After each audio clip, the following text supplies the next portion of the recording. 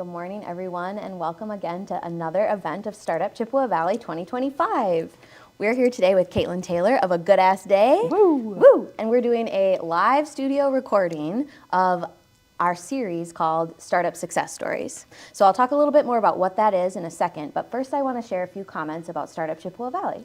So the mission of Startup Chippewa Valley is to educate, connect, and celebrate startups, entrepreneurs, small businesses, and even going so far as investors, bringing everyone together and accomplishing that for the Chippewa Valley. We're a part of Startup Wisconsin, which is a statewide effort doing the same thing. A couple quick shout outs. I want to thank the Eau Claire Economic Development Center for being a huge part of making this event series possible. Startup Chippewa Valley is really an extension of the Eau Claire area Economic Development Center's mission, and so that's really important, and they do a great job making this possible.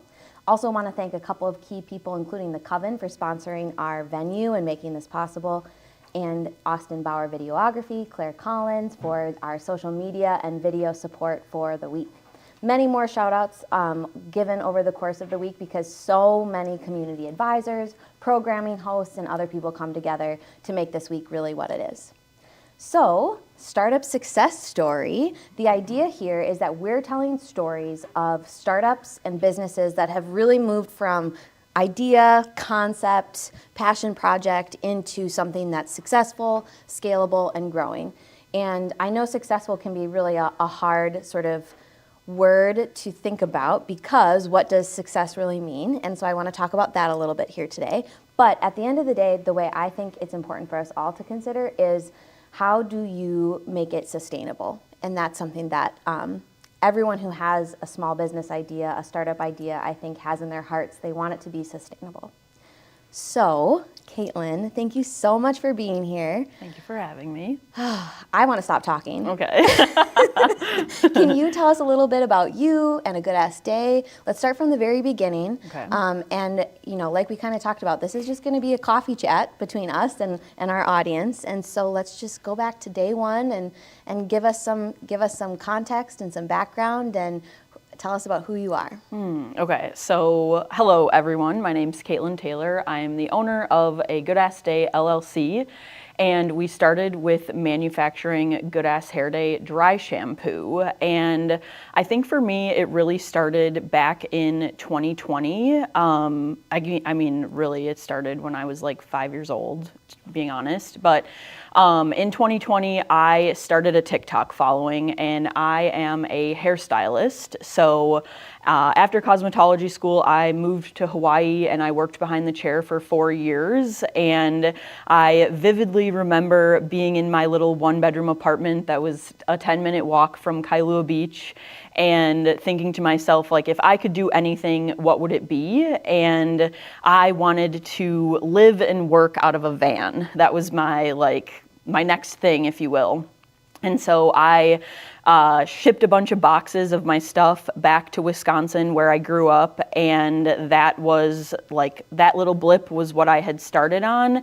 I did not have a plan. Like, I tell myself that if TikTok would have been a thing, I think I actually could have made it because it only lasted 6 weeks.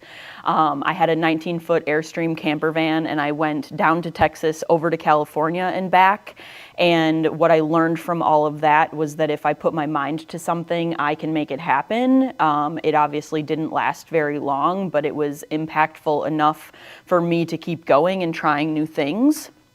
And so I'm done with van life and I start working at another salon, and then COVID hits in 2020, and obviously everything is just a mess, and I'm like, it feels like it was a billion years ago, but I started making TikTok videos where I was styling my own hair, doing my makeup, and essentially not really realizing the value that I was providing to people until there's this one specific thing where they owned a business and they sent me a package simply because of the impact that I had made for them. And this woman was so grateful that all the things that she learned from me just showing up and making these videos was really cool. And so I started this TikTok following, like I said, and we can fast forward to let's see here, we're in 2022, and someone comes to me and says, hey, like, what do you think about us making our own dry shampoo? And I don't say no very easily. I'm very much a yes person, like, fuck around and find out, if you will. And so we, like, spreadsheet, sourcing powders that we could source ourselves. Obviously, that was very important. And this was something that from November of 2022 to February of 2023, we were formulating this product. I cannot believe I did not bring a bottle with me. Actually, I can, but I don't have one with me. But it was I might have one in my bag. Okay, so. perfect. It was really important that this powder formula poofed out of the bottle because it is non-aerosol. And like I said, we got to formulating, we came up with something, we were using it ourselves, and landed on it. We called it the OG, and it is scented with vanilla essential oil. That's something that's really important to me, is I do not like perfumes. None of us really should. They're not good for us, but we launched this product in February of 2023, and at that point I had about, I think if I remember correctly, I had about 130,000 followers on TikTok, and these people were like, they were showing up for me, and I am so grateful. And what had to happen, because TikTok Shop was not yet a thing, is that they would see my video, go to my Linktree, go to our Etsy, and then purchase from Etsy. And I should say that we mixed roughly 400 bottles in the basement. It's February. It's cold. We actually had like a part of the process in the garage and another part in the basement. It was wild. And we sold out those 400 bottles within a week, which was incredible. And we have not stopped making dry shampoo. And so I guess that's like the really quick version of how things got started. That's amazing. Yeah. So I have approximately a million questions, but I'm going to go all the way back to van life. Okay. Tell us about what it was that drew you to, quote, van life. Freedom. 100%. That's actually something that one of my really good friends pointed out to me not that long ago, is that I have really never chased the money. That's not something that really necessarily does it for me. I've constantly been chasing freedom, and that actually something that came up after this business got started were my core values, and freedom is very deep in there. Freedom, fun, and authenticity. I think that goes pretty well with van life. That makes a lot of sense why that was chosen, but absolutely the freedom of what I could kind of just go where the wind took me, and that feels really good to me. Yeah. I was curious if you'd say something like that, because I see a lot of parallels between that aspect of van life and a life of entrepreneurship. Yep. Do you tell us about taking that wish and that desire for freedom, and how it really brought you to entrepreneurship? Yeah, I think about that a lot, actually, because it's, how do I say this? I've never had like a super specific goal that I just like guns blazing have wanted to achieve, if you will. And it's very much been like, I consider myself to be a very spiritual person, and I have continually tried to stay in alignment and flow with the next thing that has kind of come my way. And so honestly, I did not choose entrepreneurship, and entrepreneurship absolutely chose me. And I like am kind of at this point where I'm like, oh, this is just so hard sometimes, and I don't have any other choice. And like, yeah, there's definitely really hard parts, of course, but if you would have asked me when I was like 18 and graduating high school, I don't think I ever would have thought that I would be an entrepreneur with my own business. And it very much like fell into my lap, and also was something that I, of course, I've like worked really hard for it. And also it's just like what has come to fruition, if that makes sense. Yeah. Yeah. So I have a question and a train of thought, and I'm going to try to ask it in a graceful way. Sure. But bear with me if it doesn't make sense. Okay. So I think this idea of freedom is true for a lot of people who try their hand at being entrepreneurs. And whether it sort of happens organically or they wake up one day and they're like, I'm going to be a small business owner, I'm going to be an entrepreneur. Freedom, I suspect, is a big part of it.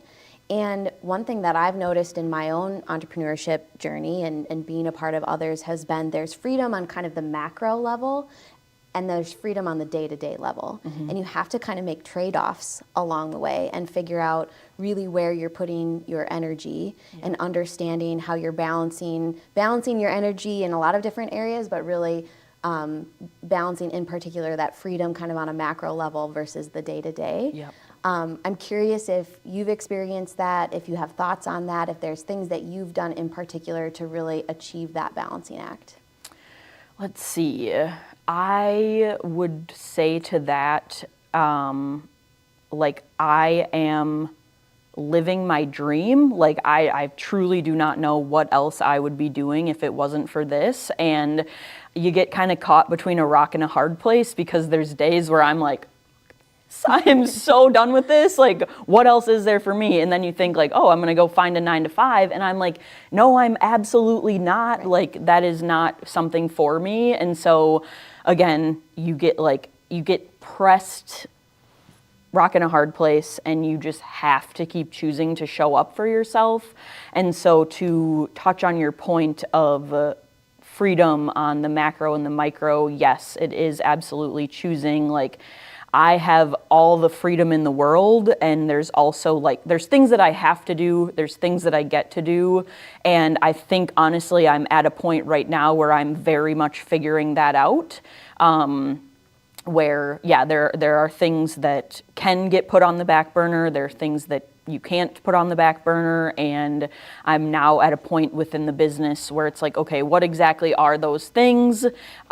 Do I want to do them? Can I find someone else to do them? You know, whatever it may be. And so, yeah, it's definitely a balancing act, and I think that the freedom is there because every single thing that I do feeds me and my business and my team, and so it's kind of I don't know if that exactly answers your question, but it's a very interesting thought. Yeah.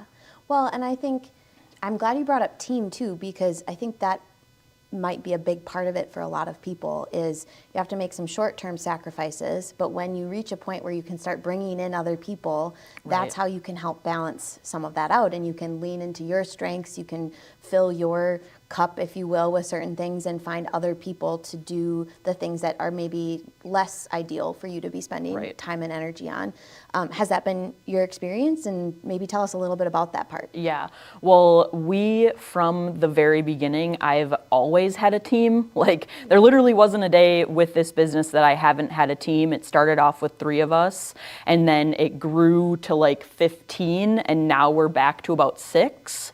And so, can you repeat your question, actually? Yeah, no, of course. So team just being a key part of balancing the energy and making Yes, things yep. keep moving forward with short-term sacrifices versus long-term sacrifices and balancing it all out. Yeah. What has been your experience with creating that team and achieving that balance as a team? Yep. I think that completely intertwines with the freedom aspect. And again, I'm very much in a point of like literally right now figuring out with my team where we had this big like flux, if you will, where we went from small to 15 and now we're back to 6. And it's like, who is doing what? Where do we all fit into this kind of puzzle piece? And there are things that I can ask other people to do. There are things that other people can't do within this business, or like it's kind of just my role. So very much figuring it out. Yeah, Yeah. totally. Okay, so now I'd like to go back to the early days of your very first product and what that looked like, because I think a lot of people, for some people, there's this desire to start a business and become an entrepreneur without really having a clear picture of what it is that they're actually bringing to market, if you will, what it is that they're actually going to produce and if there's a demand for it, versus someone having a really crystal clear picture of the product itself and then ultimately stumbling into more of an entrepreneurship model. It sounds a little bit like you guys were kind of in between those two extremes. Yep. I'm wondering if you can tell us just a little bit more about having the idea, doing the research, figuring out what that first product really needed to look like in order to ensure that it was meeting a demand and that it was going to hopefully sell. Yep. I think that it was a situation where we struck when the iron was hot. I think that's the saying. Yeah. And very much that aerosol dry shampoo was probably the biggest thing on the market. And to launch an all-natural, non-aerosol product, like we were able to kind of plug there perfectly. And I had an audience already who, like, I had been using different dry shampoos pretty much every time I styled my hair. It was just a core product that I was always using. And it was like, well, you know, you can keep using their product and promoting theirs, or you can create your own and then like kind of have that be your thing. And so, yeah, it was definitely a combination of the two of like, I didn't know that this is what this was going to turn into. And I'm so grateful that I had the following and then the product came, because it's a very different story to have the product and then have to build the following. Mm-hmm. But like, I am so passionate about helping people feel better about themselves, and it just so happens that dry shampoo and the way that you style your hair and your self-expression is linked to how you show up in the world. And I want to teach people all day, every day, how to style their own hair so that they can feel confident in it and show up and do the things that they're passionate about. Yeah, mm-hmm. And that's where a good ass day really comes from, I think. Right. Tell us how you came up with that phrase. Yeah, so funny. I get that question a lot. So I should go back into my TikTok videos and like find the first video of where I was telling people to have a good ass day. I think I love creating TikTok videos. Like, it is such a creative outlet for me. And when I'm doing that, I am vibing. Like, I'm just having the best time. And so I found myself telling people to have a good ass day. And that's exactly where the name of the business, so it's A Good Ass Day LLC. And then the thought was that that's kind of the umbrella. And then underneath it, we can do lots of things that just help people have a good ass day. And so pretty organic the way that came about. Yeah, that's awesome. And people seem to really respond to it. Right, yep. Love it. And it really sounds like, too, your TikTok presence and the content that you were putting out there really started as a fun thing. Yeah. And you built that audience, again, organically, and it kind of happened. Yep. At what point did you have, if at all, the mental shift of, oh, okay, I'm building an audience now and there might be an end goal in mind? Honestly, like, I would say that wasn't really a thought. Sure. I just can't like express enough how grateful I am that strangers on the internet have showed up for me again and again and again. And I feel like the one thing that I can provide to them, and maybe it like even comes back to my core values of being authentic. Like, I was thinking to myself the other day, there's nothing that anybody can like come at me with that I haven't already said. Like, there are things with our product that sometimes go awry, or, you know, there are people that don't like it or whatever it may be. And I'm like, you're going to hear it from me first, because I am never going to try to bluff anybody in order to get someone to buy something, because that would piss me off if someone's lying to me. So I just try to keep it as real as possible. And people are obviously they respond to that, and that's very much why,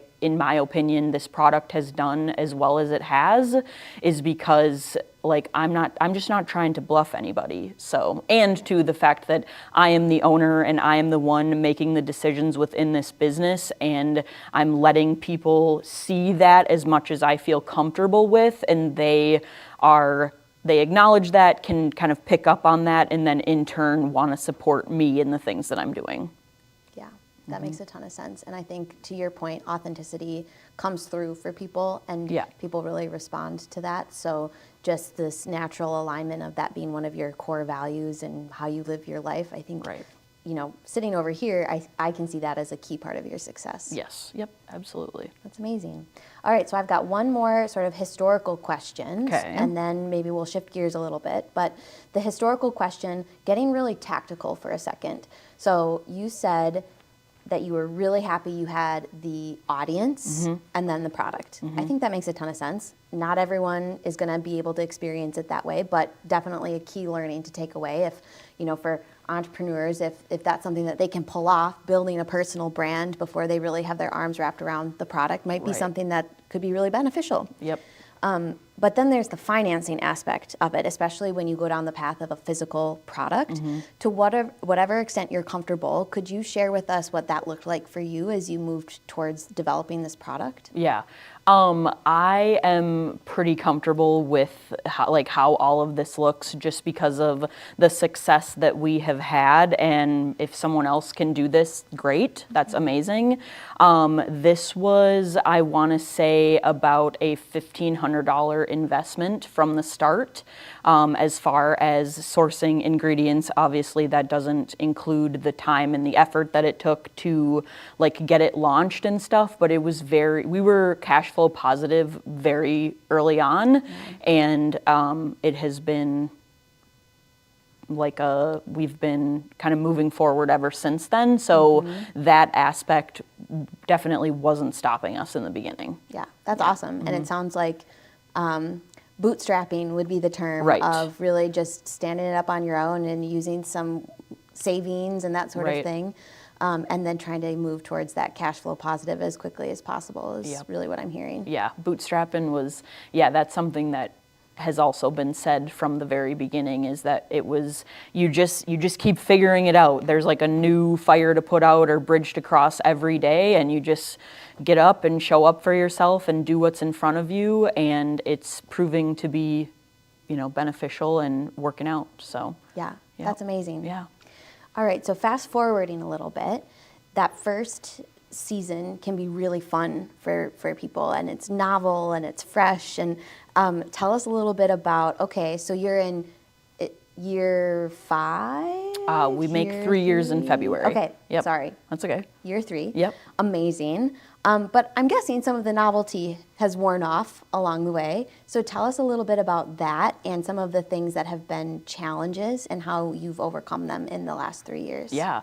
Let's see. I will say that something that kind of happened in the beginning that was like, holy cats, like everything was just moving so quickly, and it got to a point where I was like, this is so far beyond me, like I'm not able to stop any of this. Even if I wanted to turn back and I don't want to do this anymore, like too bad, it's already too far gone. And so in August, sometimes I get a little muddy with my dates, but I'm pretty sure it was August of 2023, we got on TikTok Shop, which is its own selling platform for anybody that doesn't know.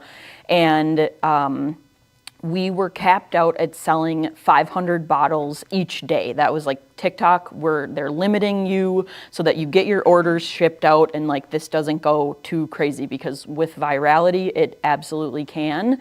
And so August of 2023, we got on TikTok Shop, we started going viral, and for the next 7 months, we sold out 500 bottles every single day. And I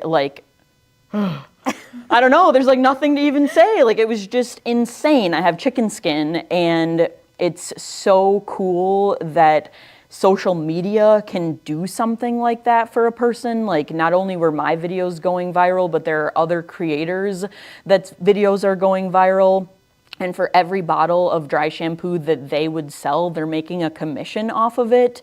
And so I just love that, not like, yes, this is my product and the business that I started, but it's very much, I have a team of people who are getting an income from this business. There are so many creators. At one point I checked and we have over 16,000 creators on TikTok that talk about our product.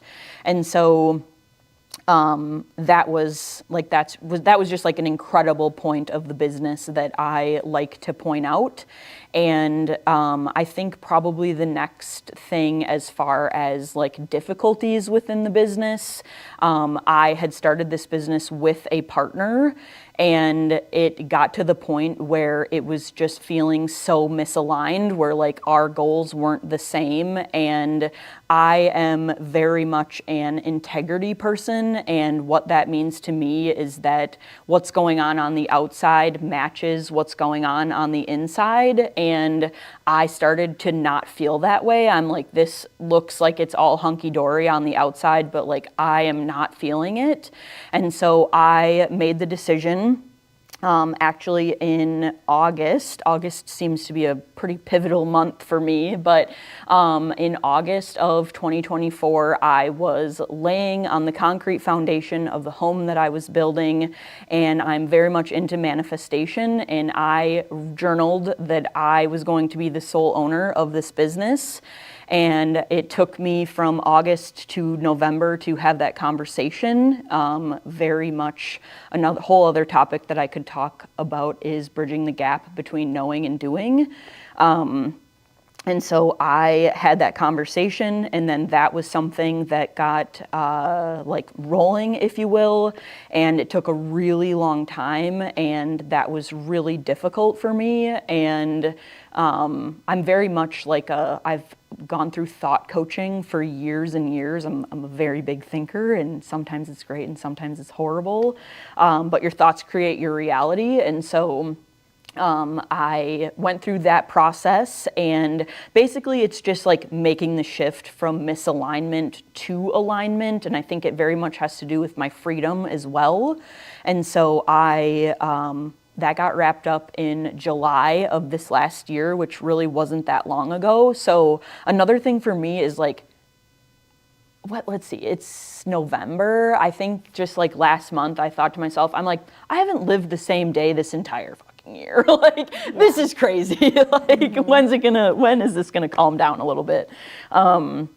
But very difficult, unexpected. I didn't, it's not something that crosses your mind when you are just all excited and getting into a business and whatnot. And so then that comes with a whole other slew of challenges, and it's a good thing and it's a difficult thing. And so to touch on like the freedom aspect and the team, what we were talking about just a little bit ago, like now I'm kind of in this season of like figuring this out. Like there's just been so much figuring from the beginning that like now it's like, okay, this is kind of where we're at, and now I feel like I'm actually kind of laying the foundation of this business. So lots of ups, lots of downs. It hasn't been all flowers and unicorns by any means. Totally. Yep. What would you say the most life-changing growth has been for you personally as a human being these past 3 years? Let's see. That's a big question. Yeah, I think I would probably go back to like the van life situation, but on a very different scale, because this business has always included more than just me. Like I feel like I don't say I very often because this has always been a we situation. Yeah. So I think that this has been a like van life. I knew I wanted to do it. I put my mind to it, and like I had no plan, so it didn't last very long. And the business is like the same but different. And so I think it's really like choosing what I want, but being a little bit loose with the outcome, if that makes sense. Like I never want something so badly that I'm strangling it and then it kind of is like sand and it falls through your fingers, where it's like, this is the overall goal of what I'd like to get to, but I'm cool with how I get there and like what that exact end thing is, if that makes sense. Yeah. Yeah. And how do you carry that to your team? How do you set them up to think in maybe a similar way or in a complementary way? How do you set up a culture and a team that aligns with that sort of concept and the direction you want to take your company? Yeah. Again, like I said earlier, like I'm super in that right now. I think that that's just like what I'm learning as a human being and a leader of like how to show up for my team. What do they need for me? And one thing that I am, I guess, maybe proud of is that like I want my team to know that I'm always all ears. Like there's not anything that you can't say to me that I like. It's really important for me to be receptive and not reactive to anything that they would need, because they're all very important to me. And I'm not crying on this podcast, even though it is important to cry. There's tissues. I can get them. But yeah, that's very much something that I am just figuring out right now. And I actually messaged one person on my team this morning, and I was like, hey, are you available on this day at this time? Like, I think we need to do some team building. I kind of need to like rally the troops a little bit. We've all been through it.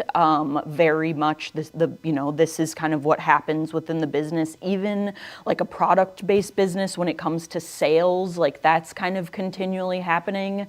And so, I like every day I am showing up for myself and doing my best. And I think that that is what translates to my team. And that doesn't mean that there's not an opportunity for more work and more improvement. But I think that at the end of the day, if my team knows that they can come to me, that really says something. And if I don't know about it, I can't fix it or do something about it. And so that's kind of the season that we're in right now. Yeah. Yep.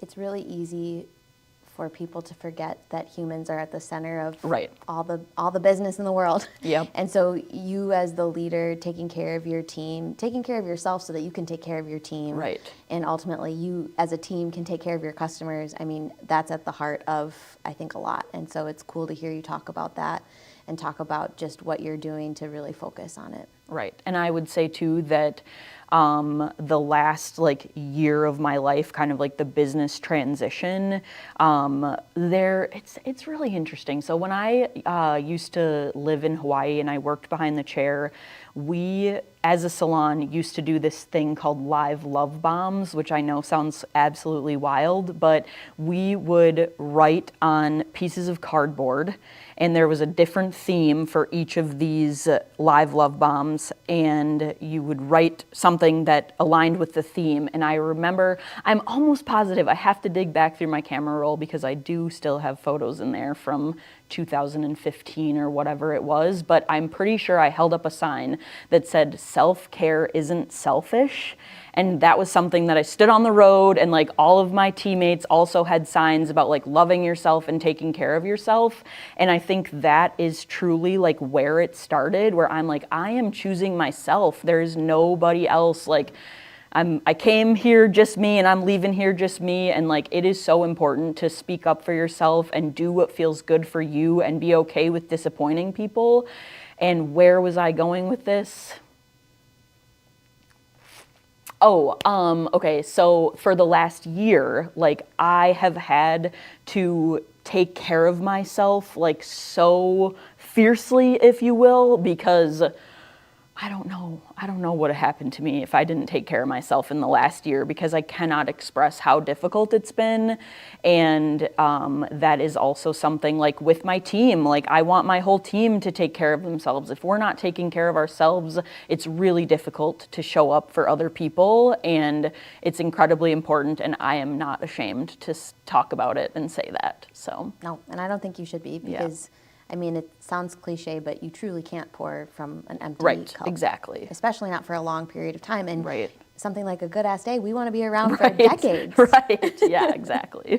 Okay, cool. So what I'd love to do is I have one last question because you recently launched a new project, a new space. And Yes, so I want to yep. ask about that specifically. Yep. And then I want to open it up to the room and see if there's a couple of questions. Sure. But I also want to preface and say, I think this is the first of many conversations Yeah, that we let's can go. have Yep. because there's so many more details that we can dig into around the financial aspects of a scaling business. Yep. I know, what do future products look like and how are you navigating that? So I'd love to dig into that with you in the future. I think another thing too that just came to mind is branding. That's something that I'm noticing is very much like so important, and some people could have more success with a bit more like shaping and molding when it comes to Yeah. branding. So Yeah, 100%. Cool. Okay, so could you share with the room about your recent endeavor and how it connects to A Good Ass Day? Yes, yep. So we are at 403 Water Street. It is called The Eclective, and we are a mercantile studio and event space. And in the front, it is made up of a bunch of different makers. I know a lot of them personally, which I think is really cool. And then there's just other makers that I simply love that are in the mercantile area. And then I have a styling chair. Again, I'm really passionate about teaching people how to style their own hair. And so I have a shampoo blow dry service, an updo service, and a service where you can book me out for like a couple of hours and I will teach you how to take care of your own hair and style it. And then in the back, we have this event space where we can hold probably about 50 people comfortably. And so we'll do bridal showers, baby showers, any sort of like company event, if you will. We're having a Friendsgiving there this week. And then also, I will be hosting a braiding class. I believe it's February 5th. And then we're doing like a paint a portrait of your partner challenge. There's a TikTok trend that just seems so fun. So we're gonna do a Galentine's in February.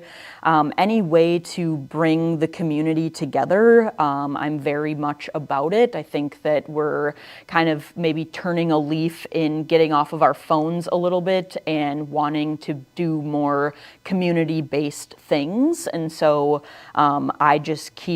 I feel like right now I'm in a space where I'm just planting seeds. I've had so many people come in to see the Eclective and they offer some sort of like class or they want to host an event or whatever it may be. And I kind of plant the seed and then eventually things like that will come to fruition. So, I love that. yeah. Okay, so would love to hear any questions from the room for Caitlin, if anyone has something that they'd like to ask. Woo! All the hands go up. Claire, let's start with you. Yeah. What's been your favorite part of opening the Eclective? I would have to say in-person conversations. Obviously, for the last 5 years, I've been so much on social media.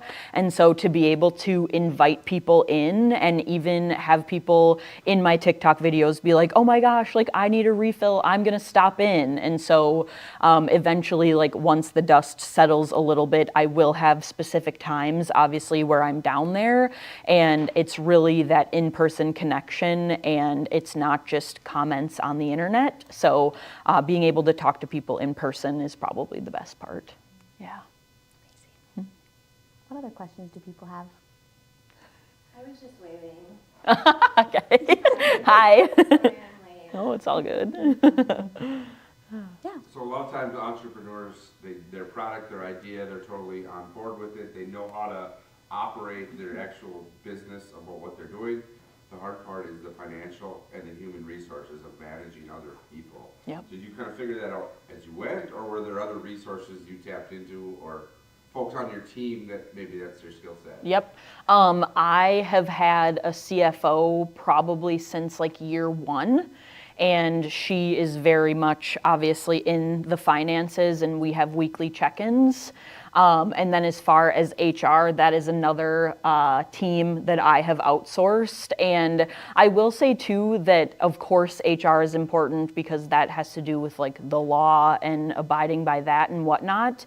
But I would also like to add that I, as a very spiritual person, have been working on myself for years, and having difficult conversations is kind of the root of your relationships, and being able to talk to people and not avoiding things like that. And so I like to think that with the culture that I am cultivating, that is something that HR is, of course, important, but the way that we communicate with each other is even more important, and something that it's just important to be able to talk to your team and have difficult conversations. So there are other people that I rely on for some things, and also like a lot of personal development work in order to be able to work with people, for sure. Yeah, 100%.